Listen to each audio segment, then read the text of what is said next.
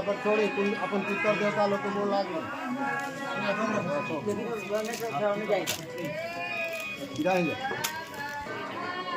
कुछ निकाल के कहाँ लिया भैया चल हम बारे फटका जोर से फटका ओम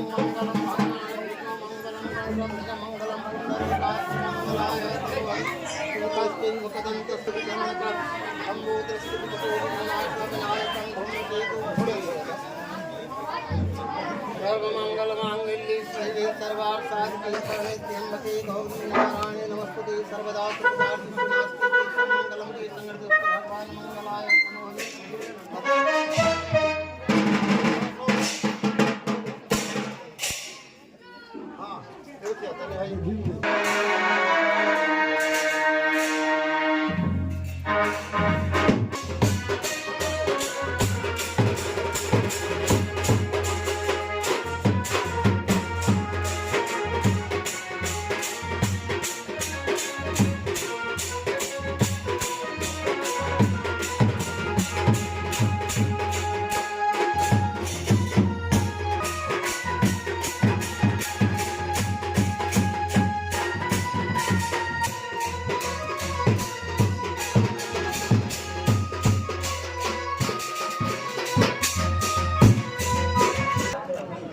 अच्छा, यहाँ जो है पहला वाक्य है लब्धो यसी तंगमाया भरता। आज हमें आपको पति रूप में प्रदान किए हैं।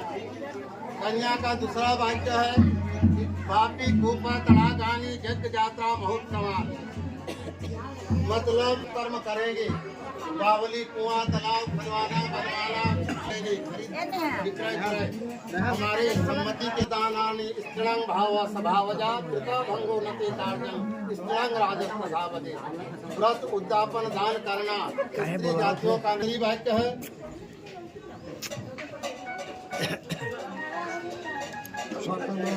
पशुनाष्टम हेयो पादेन कारणम अनापृच्छ न करते पंच संबदे।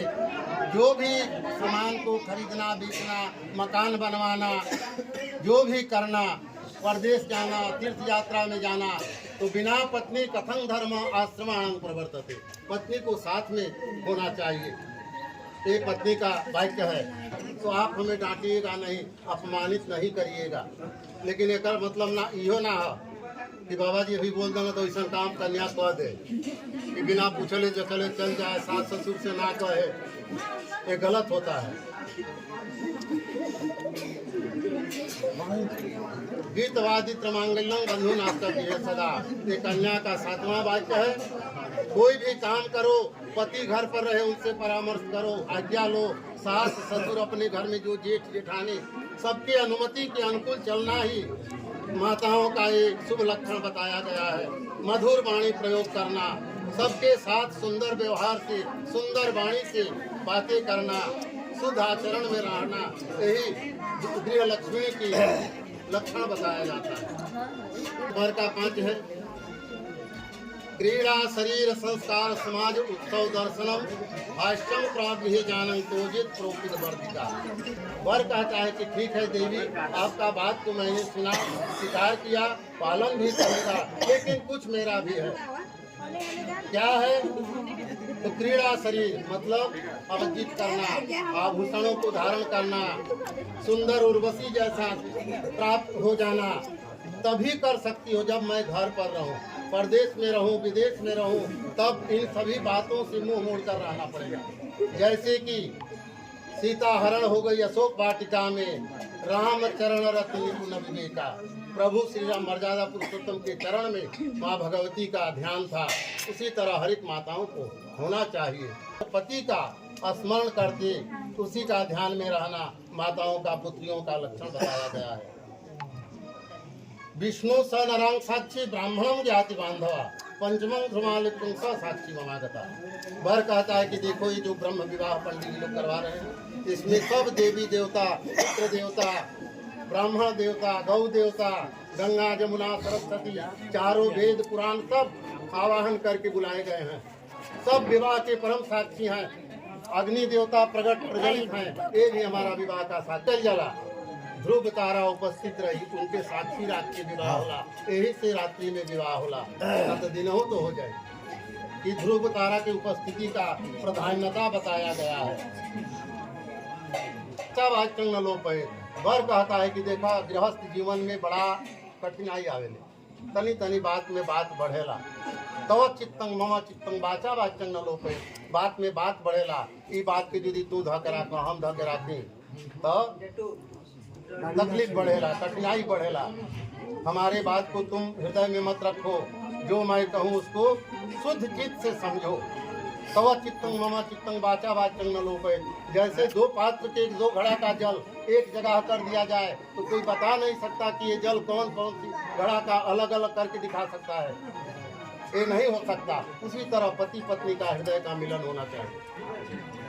ममा तुष्टिष्ट कर्तव्यांग बंधुनांग भक्तिरादरा। हमारे घर परिवार माता पिता हमारे बड़े भाई हमारे गांव नगर की जो श्रेष्ठ हैं उनके साथ सुंदर आचरण व्यवहार करना। बिना पत्नी कथं धर्म आश्रमाणां प्रवर्तते। वानप्रस्थी गृहस्थ और ब्रह्मचर्य, इन तीन आश्रम में पति और पत्नी का कोई प्रयोजन नहीं है, लेकिन गृहस्थ आश्रम ही ऐसा एक आश्रम है कि पति के लिए पत्नी और पत्नी के लिए पति का प्रयोजन होता है। यही वर का 5वां वाक्य है। ये तुम दोनों का ये शिक्षा ग्रहण करने के लिए बताया जाता है।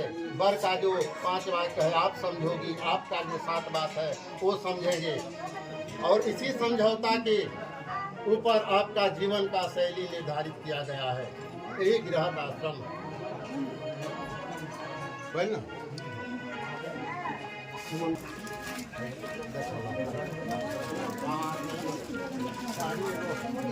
से पहले निकाल के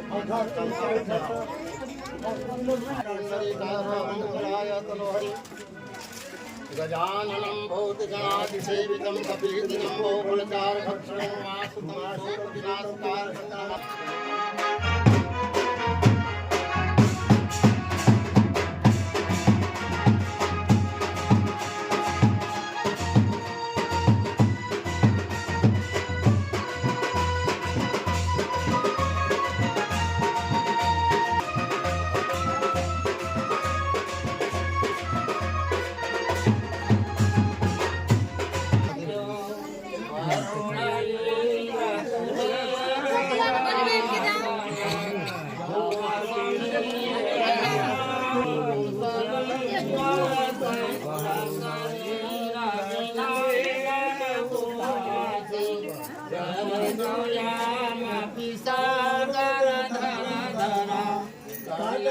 Rabina.